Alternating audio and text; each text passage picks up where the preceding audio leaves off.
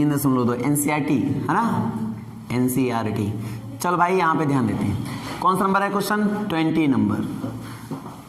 19 तक तो हो ही गया था, 20 नंबर क्या बोल रहा है, किसी स्कूल की पुस्तकों की दुकान में 10 दर्जन रसायन विज्ञान, 10 दर्जन रसायन विज्ञान किताबें हैं, 8 दर्जन भौतिक विज्ञान किताबें हैं और 10 दर्जन अर्थशास्त्र की पुस्तकें हैं यानी किताबें हैं। समझ पा रहे हो, एक दर्जन में कितने वैल्यू होती हैं, 12, यानी कि 10 दर्जन, डोजन कितना,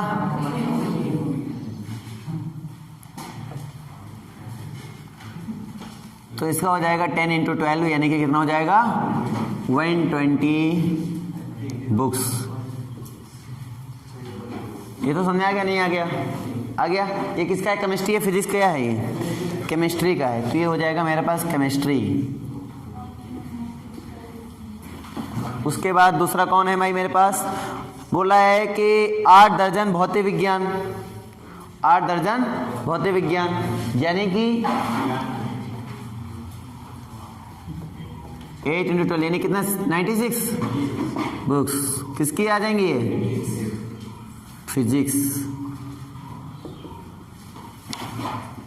ठीक है, उसके बाद क्या बोल रहा है कि अर्थशास्त्र, अर्थशास्त्र को क्या बोलते पता है, इकोनॉमिक्स।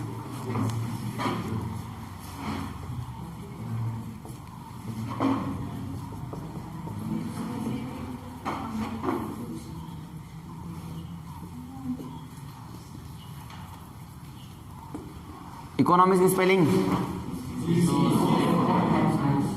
ओनॉमिक्स, देखो सही है, मैंने अपने अकॉर्डिंग लिखा, तुम अपने अकॉर्डिंग देखो, सही है, बहुत बहुत धन्यवाद। चलो यहाँ पे बताइए, 80 रुपये है और 60 रुपये है और 40 रुपये। 80 रुपये है केमिस्ट्री के लिए, 60 रुपये है फिजिक्स के लिए और 40 रुपये है अर्थशास्त्र के लिए। प्रति बुक यानी दिया गया है, यानी प्रति बुक का मतलब समझते हो, इसका एक बुक का कितना है, एक बुक का कितना है 80 रुपया, इसका 40।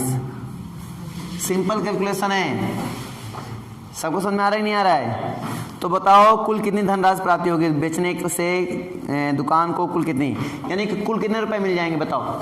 120 बुकें हैं, एक बुक का रेट है तुम्हारे पास 80, एक बुक का रेट है तुम्हारे पास कितना 80, तो मुझे बताइए कि केमिस्ट्री कितने रुपए बेची होगी, 9600। समझ में आना, सिंपल। तो देखो ऐसे करना है, तो ये हो जाएगा 120 ऐसे, 120 96 120 ऐसे हुआ ये, और दूसरा है 80 60 एंड 40, इसका मल्टीप्लाई करना है, तो ये आ जाएगा कुल सेलिंग, ठीक ना, टोटल सेलिंग। तो कितना आ जाएगा, इसका मल्टीप्लाई करना है, सिंपल। ये पहली मैट्रिक्स हो गई, ये कौन सी मैट्रिक्स हो गई, दूसरी, तो इनका मल्टीप्लाई कर देंगे, प्रोडक्ट कर देंगे बेटा, क्या हो जाएगा, हो जाएगा 9600 प्लस इसका मल्टीप्लाई करो, 36 3 6 1 54 54 3 57, ये लो ये भी हुआ, और प्लस इसका बताओ बच्चों 48, इनको ऐड करो बेटा, 0 0 0 यानी 0 आ गया, चलो इसको हटा दो, काम खत्म, यहाँ से 0 आ गया। दूसरा कौन आएगा, 6 आ गया। तीसरा कौन आएगा,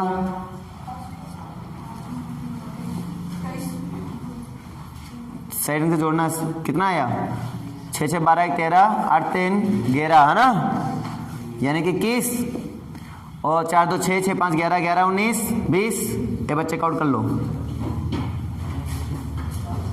आया कि नहीं आया, सबको ये आया, ये आपका आंसर। तो इस टाइप से करना था, कोई दिक्कत नहीं, किसी को बताओ कोई दिक्कत, सबको समझ में आया कि नहीं आया, आ गया। तो ये 20 नंबर तुम्हारे एक्सरसाइज का है। चलो भाई अगला नंबर देखो, बहुत ही आसान। मान लीजिए कि एक्स वाई जेड डब्ल्यू और पी, मान लीजिए कि एक्स वाई जेड डब्ल्यू और पी क्रमशः 2/n, चलो इसको मैं लिख रहा हूँ क्वेश्चन, रब कर दो, ये बुकों में है ना तुम्हारे ये क्वेश्चंस, होंगे बेटा, आगे पीछे तो कहीं होंगे।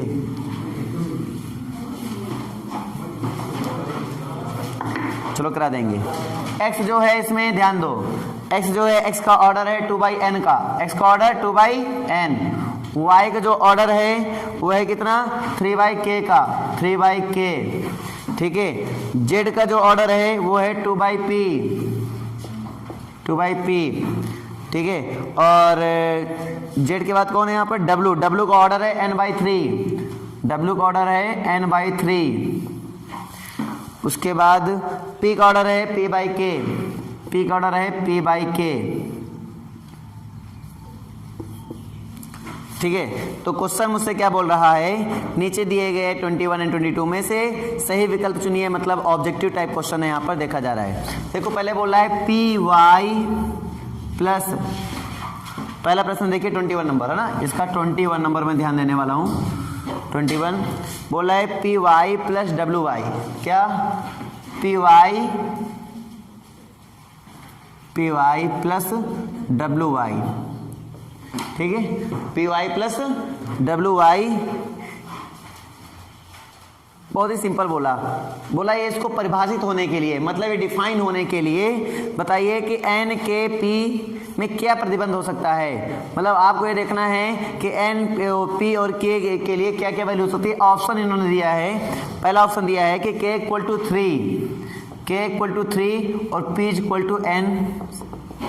सेकेंड ऑप्शन दिया है इन्होंने k हमारा क्या है आर्बिट्री है, k हमारा आर्बिट्री है। इसका मतलब समझते हो आर्बिट्रेरी का मतलब, इसका मतलब ये होता है स्वैच्छ, मतलब इच्छानुसार कुछ भी ले सकते हो। ठीक है, और p हमारा 2 है, और p हमारा क्या है 2 है। थर्ड ऑप्शन क्वेश्चन कह रहा है कि p हमारा आर्बिट्री है, p हमारा आर्बिट्री है, और k हमारा 3 है, k हमारा 3 है। और फोर्थ क्वेश्चन कह रहा है कि k equal to 2, k equal to 2 एंड p इक्वल टू 3, ये दिया गया है। ठीक है, तो सिंपल वे में अगर मैं बात करूं तो कुछ खास नहीं करना है तुम्हें। पी वाई अगर किसी दो एलिमेंट का यानी दो मैट्रिक्स का प्रोडक्ट तभी हो सकता है जब पहली मैट्रिक्स के टोटल नंबर ऑफ कॉलम दूसरी मैट्रिक्स के टोटल नंबर रो आपस में क्या होते हैं, इक्वल होते हैं। इसका मतलब पहली मैट्रिक्स कौन है बेटा, P, और दूसरी मैट्रिक्स हमारे पास कौन है, Y। इसके किसके इक्वल हो जाएगा, 3 के इक्वल हो जाएगा। क्यों, क्योंकि हमने बताया पहले मैट्रिक्स के number of rows, sorry number of total number of columns और दूसरी मैट्रिक्स के टोटल नंबर ऑफ रोज आपस में क्या होते हैं, इक्वल होते हैं। इसका मतलब K किसके इक्वल हो जाएगा, 3 के। तो K किसके इक्वल हो गया, 3। K equal to 3, K equal to 3 दो में मिला। तो यहाँ पे अब दो ऑप्शन हमारे पास हो सकते हैं। सब कुछ तो आया नहीं, कुछ भी नहीं आया, K इक्वल टू केवल 3 आया ना, इसलिए ये दोनों ऑप्शन तो ऐसे भी कैंसिल हो गया, ये भी ऑप्शन कैंसिल हो गया। पता यहाँ तक समझ नहीं आया, तो K इक्वल टू 3 के लिए दो ऑप्शन मेरे पास बचे। अब इनके लिए चेक करते हैं दूसरा, W और Y को देखते हैं। W देखो और Y देखो, ठीक है। इससे क्या पता चल रहा है, हमने क्या बताया, पहले वाले मैट्रिक्स टोटल नंबर ऑफ रोज, दूसरे वाले मैट्रिक्स के टोटल नंबर ऑफ कॉलम्स आपस में क्या होते हैं। अब इसके total number of rows, sorry total number of, पहले matrix total number of columns, इसके टोटल नंबर ऑफ कॉलम्स और दूसरी matrix total number of rows आपस में क्या होते हैं, इक्वल। तो K इक्वल टू 3 इसमें भी मिला, ठीक है। तो K इक्वल टू 3 मिला, तो मैट्रिक्स का ऑर्डर क्या बना, तो n/3 बना। इसका मैट्रिक्स का ऑर्डर क्या बना, n/3। इसके मैट्रिक्स का ऑर्डर क्या बनेगा, P/K। इसके मैट्रिक्स बनेगा P/K। बताओ समझ में आया कि नहीं आया, नहीं आया, फिर से बताऊं, नहीं आया, एक बार फिर से बताता हूं, ध्यान दो। दो मैट्रिक्स का प्रोडक्ट तभी हो सकता है जब पहले मैट्रिक्स के टोटल नंबर ऑफ कॉलम और दूसरी मैट्रिक्स टोटल नंबर ऑफ रो आपस में क्या होते हैं, इक्वल होते हैं। अब यहाँ पहले मैट्रिक्स यहाँ पे मेरे पास P है, तो P के टोटल नंबर ऑफ कॉलम्स यानी K, और दूसरी मैट्रिक्स में वो Y है, उसके टोटल नंबर ऑफ रोज यानी कि 3, ये आपस में क्या होंगे, इक्वल होंगे, क्योंकि प्रोडक्ट हो रहा है तो इसका मतलब इक्वल होंगे। तो K इक्वल टू क्या मिल गया, 3, ये लिया। तो ऑर्डर क्या बनेगा इसका, तो हमने बताया था ये हटा देना, तो पहले मैट्रिक्स के जो रो बचे हैं और दूसरे मैट्रिक्स का कॉलम उसका ऑर्डर बना देना। तो रो मेरे पास P मिला, कॉलम मेरे पास 3K मिला, इसलिए हमारे पास बन जाएगा P/K। सिंपल। इसी प्रकार से इसका देखेंगे, तो इसी प्रकार से इसको देख लेंगे, तो हमारे पास WY का भी मिल गया, क्या मिल गया, n/3। सबको समझ नहीं आया, आ गया। तो ये मैंने इसमें देखा, n/3 बना, n/k बना, n/k बना, सॉरी n/k बना, ये मैंने देखा। फिर दूसरा पॉइंट ऑफ व्यू इसमें ये निकल के आता है कि जब दोनों मैट्रिक्स ऐड हो रही हैं, क्या हो रही हैं, ऐड हो रही हैं, तो ऐड कोई मैट्रिक्स तभी होती है, हमने क्या बताया था, दो मैट्रिक्स ऐड कब होती हैं, जब उनका ऑर्डर क्या हो, सेम हो। इसका मतलब k तो k मिल गया, लेकिन p की जगह पे क्या मिल रहा है, n, मतलब दूसरा पॉइंट क्या मिला कि p इक्वल टू क्या हो सकता है, n हो सकता है। तो दूसरा पॉइंट निकल के आया p इक्वल टू n होगा। तो बताओ कौन सा ऑप्शन जा रहा है, पहला ऑप्शन ठीक होता है, तीसरा भी गलत हो जाता है। अब इसमें आपने इस क्वेश्चन से आपने क्या सीखा, अगर जिस बंदे को डेफिनेशन ना क्लियर हो इस क्वेश्चन कर सकता है, कभी नहीं कर सकता। तो पहले क्वेश्चन सीखने से पहले हमेशा याद रखना, आपको डेफिनेशन उस बारे में जरूर जानना है जिसको आप पढ़ने वाले हो, पहले उसके बारे में अच्छे से जान लो, ठीक है। तो आपको कभी भी क्वेश्चन में कोई दिक्कत नहीं होगी, आप आराम से सारे क्वेश्चन कर पाओगे, आपको डिफिकल्ट कभी नहीं लगेगा, मतलब आपको मैथ्स डिफिकल्ट कभी नहीं लगेगी, आपको एक फील नहीं होगा कि यार हमें नहीं आता, ठीक ना। वो कभी फील वो बंदों को तभी फील होता है जब वो चीज़ों को कंप्लीट नहीं करते, मतलब थ्योरी कंप्लीट नहीं करते हैं, उसके पॉइंट क्लियर नहीं करते हैं और पहले ही पहुंच जाते हैं एक्सरसाइज में। तो एक्सरसाइज में 2-4-10 क्वेश्चन तो लग जाते हैं जो सर ने बताया जिस टाइप के, उसके बाद अगले वाले क्वेश्चन में खड़े हो जाते हैं। तो ये प्रॉब्लम तभी आती है बंदों के साथ जब वो डेफिनेशन को अच्छे से नहीं पढ़ते हैं, कॉन्सेप्ट को क्लियर नहीं करते हैं और पहले एक्सरसाइज में कूद जाते हैं, ठीक है। और एग्जाम्पल पहले लगाया करो आप लोग, एक्सरसाइज से पहले आप लोग हमेशा एग्जाम्पल लगाया करो। एग्जाम्पल देख के मत लगाओ, बिना देखे लगाओ, अपने आप से लगाओ, जब ना लगे बस समझ लो, फिर उसको ढक लो, फिर अपने आप से करो। इस टाइप से एग्जाम्पल प्रैक्टिस किया करते हैं। कहानी क्लियर हुई? तो अगर आप अच्छा परफॉर्म करना चाहते हो तो इन चीज़ों को थोड़ा फॉलो करो, ठीक है। तो मैथ ऑटोमेटिक कब अच्छी हो गई आपको पता नहीं चलेगा, मैथ बहुत अच्छी हो जाएगी आपकी, ठीक है। मोस्टली बच्चों की ठीक ठाक हो गई है, लेकिन अभी और बच्चों की सुधारनी है। समझ में आया कि नहीं आया भाई? इसका क्लियर हुआ कि नहीं हुआ? क्या वो कोई दिक्कत है बताओ? तो अगला नंबर 22 नंबर, इसी क्वेश्चन से 22 नंबर उठाएंगे हम। बोला n इक्वल टू p, बोला if n equal to p, ठीक है। तो मुझे बताना है कि जो मैट्रिक्स है यानी आप भी है 7x minus 5z, 7x minus 5z कि ऑर्डर क्या होगा। देखो सबसे पहली चीज 7 और 5 से मतलब तो है नहीं, क्योंकि ऑर्डर डिफाइन ये कर तो पाएंगे नहीं। ऑर्डर डिफाइन करेगा x और z, तो x के ऑर्डर और z के ऑर्डर दोनों सेम होगा तब ये डिफाइन हो पाएगा। क्यों? क्योंकि हमने बताया था कोई मैट्रिक्स ऐड या सब्ट्रैक्ट तभी होती हैं जब उनके ऑर्डर क्या होते हैं, सेम होते हैं। तो हम पहले x में चलते हैं। x का ऑर्डर क्या मिला 2/n और z का ऑर्डर क्या मिला 2/p। तो इसका मतलब n बराबर क्या दिख रहा है, p, क्योंकि ये सेम होगा ना। तो n बराबर क्या दिखा, p, तो ये पहले ही इन्होंने दिया। तो मुझसे क्वेश्चन कह रहा है कि ऑर्डर क्या हो सकता है। जब n बराबर p दे रहा है तो भाई ऑर्डर कुछ भी हो सकता है कि आपका 2/n हो गया हो सकता है आपका 2/p हो गया हो। ये दोनों ही हो सकते हैं। क्यों हो सकते हैं? क्योंकि n बराबर क्या है, p है। नहीं समझ में क्या बात आ गई? ऐड हो रहा है तो चाहे x का ऑर्डर लिखो चाहे फिर z का ऑर्डर लिखो, दोनों ही सेम माने जाएंगे क्योंकि ऐड या सब्ट्रैक्ट ऑलरेडी हो रहा है। कहानी समझ में नहीं आ गई है? तो इस वजह से इसमें ऑप्शन कौन सा करेक्ट होगा? तो पहला ऑप्शन देखिए, पहला ऑप्शन है इसमें p/2। क्या ये p/2 है क्या? नहीं है, तो ये तो हो नहीं सकता। फिर दूसरा ऑप्शन है इसमें 2/n, क्या 2/n है, तो दूसरा ऑप्शन करेक्ट गया। देखो तीसरा ऑप्शन इन्होंने क्या दिया है, तीसरा ऑप्शन दिया इन्होंने n/3 दिया और फोर्थ ऑप्शन इन्होंने दिया है p/n। तो क्या इनमें से कोई इसको छोड़कर कोई और मिल रहा है? नहीं मिल रहा है, तो यही ऑप्शन आपका करेक्ट जाएगा, ठीक है। इस तरीके से करते हैं।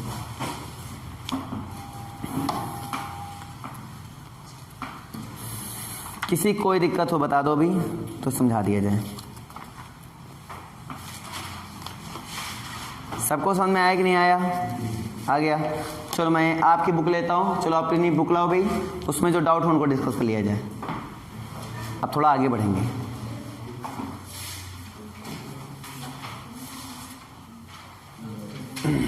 अब तो क्वेश्चन लग रहे होंगे ना सारे, लगभग मोस्टली क्वेश्चन लग जाते होंगे यार।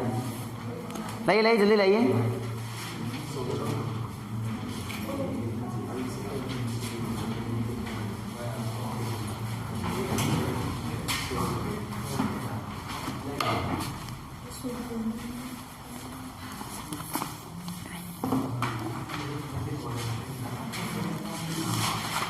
एक्सरसाइज के सभी क्वेश्चन आपके लगने चाहिए। आई थिंक एक्सरसाइज तो कंप्लीट हो गई होगी ना यार।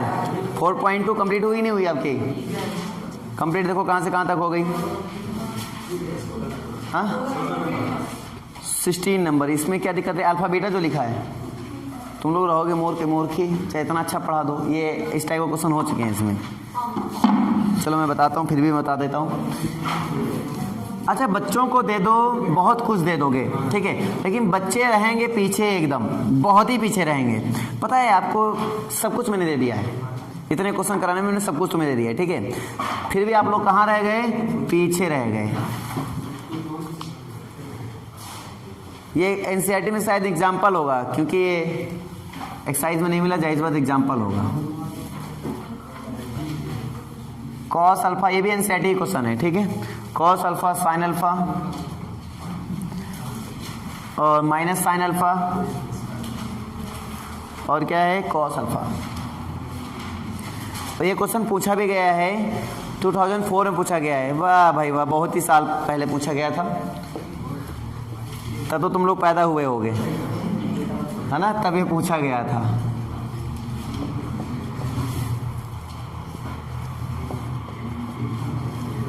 ऐसा मैंने क्वेश्चन कराया था, ऐसा मैंने कराया था F X into F Y equal to F X plus Y जैसा, तो वैसा ये क्वेश्चन। चलो इसका मल्टीप्लाई करेंगे, इसके एक कल आएगा, तो ए अल्फा इंटू ए बीटा उठाते हैं। ए अल्फा की वैल्यू बोलो तो cos alpha sine alpha minus sine alpha cos alpha, ठीक है। ए बीटा उठा लेते हैं, cos beta sine beta minus sign beta cos beta, और इसका प्रोडक्ट कर लेते हैं, ठीक है, फर्स्ट रो फर्स्ट कॉलम के साथ। क्या होगा, cos alpha into cos beta minus sign alpha into sine beta. अब बताओ, ऐसे बताया था नहीं बताया था, अब हो जाएगा, बताया ना, मूर्ख हो तुम लोग। ये इसको कराएंगे, इसके साथ इसको कराएंगे, तो क्या होगा, cos alpha into sine beta और plus sine alpha into cos beta. उसके बाद इसको इसके साथ कराएंगे, तो क्या आएगा, माइनस का साइन अल्फा इंटू, भाई बोलो, कॉस अल्फा कॉस बीटा है, सॉरी कॉस बीटा, उसके बाद minus cos alpha into sine beta. उसके बाद इससे कराइए, क्या होगा, माइनस का sign alpha into sine beta, उसके बाद plus cos alpha into cos beta. Minus क्यों, ठीक है, यहाँ तक सबको समझ आ गया। सिंपली आप वैल्यू रख लीजिए, आंसर आ जाएगा। ये किसका फॉर्मूला है, कॉस ए प्लस बी का, तो कॉस अल्फा प्लस बीटा।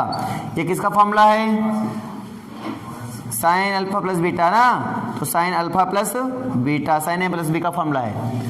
और ये किसका फॉर्मूला है, माइनस में ले लो कॉमन, तो ये भी साइन ए प्लस बी का फॉर्मूला है, तो साइन अल्फा प्लस बीटा। और ये किसका फॉर्मूला है, कॉस अल्फा प्लस बीटा। आप ये देख पा रहे हो, इसमें ध्यान से देखोगे तो बस अल्फा की जगह पे अल्फा प्लस बीटा यहाँ पे हो गया, इसलिए हम इसको लिखेंगे ए अल्फा प्लस बीटा।